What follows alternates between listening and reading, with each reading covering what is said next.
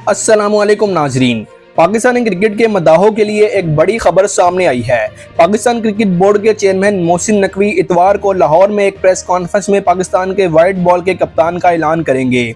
बाबर आजम, नसीम शाह और शाहीन शाह अफरीदी, जो इंग्लैंड के खिलाफ आखिरी 2 टेस्ट मैचेस में शामिल नहीं थे, ऑस्ट्रेलिया के दौरे के लिए वापस टीम में शामिल होंगे, जबकि जिम्बाब्वे के दौरे से उन्हें आराम दिया जाएगा।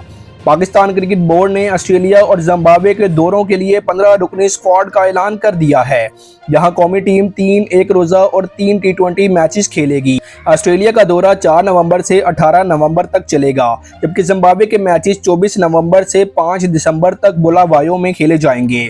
ऑस्ट्रेलिया के मैचेस के लिए बाबर आजम, नसीम शाह, शाहीन शाह अफरीदी और मोहम्मद रिजवान दस्तयाब होंगे, जबकि उन्हें जिम्बाब्वे के मैचेस में आराम दिया जाएगा। ये पॉलिसी टीम के रोटेशन सिस्टम का हिस्सा है और नौजवान खिलाड़ियों को मौका फराहम करती है ताकि आईसीसी चैंपियंस ट्रॉफी और दीगर बड़े मुकाबलों के लिए टीम को तैयार किया जा सके।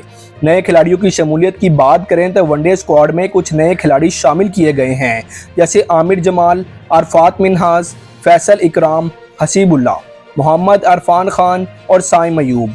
जबकि टी20 स्क्वाड में जहांदाद खान और सलमान अली आगा को भी पहली बार शामिल किया गया है। इसी तरह मोहम्मद हसनैन, जो फैसलाबाद में हालिया चैंपियंस वनडे कप में बेहतरीन कारकर्दगी का मुजाहिरा कर चुके हैं, वनडे स्क्वाड में शामिल किए गए हैं।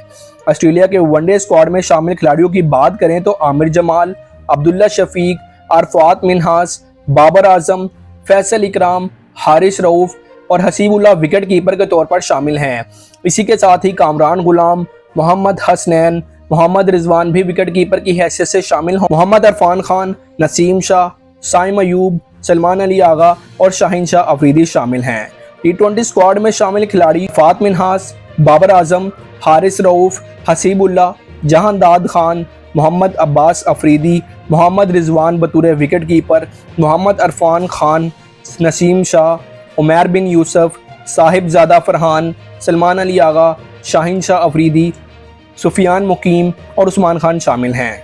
दोस्तों, पाकिस्तान क्रिकेट बोर्ड की जानिब से यह नया रोटेशन सिस्टम खिलाड़ियों के बोझ को कम करने और नए टैलेंट को सामने लाने के लिए है, जो टीम के मुस्तकबिल के लिए बेहतरीन हिकमत अमली है। इसमें कोई शक नहीं कि पाकिस्तान क्रिकेट टीम के मद्दाह नए खिलाड़ियों को एक्शन में देखने के लिए बेताब हैं।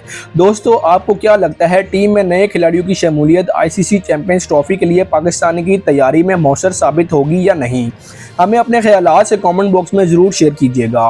और अगर वीडियो अच्छी लगी हो तो वीडियो को लाइक करके चैनल को सब्सक्राइब लाजमी कर दें।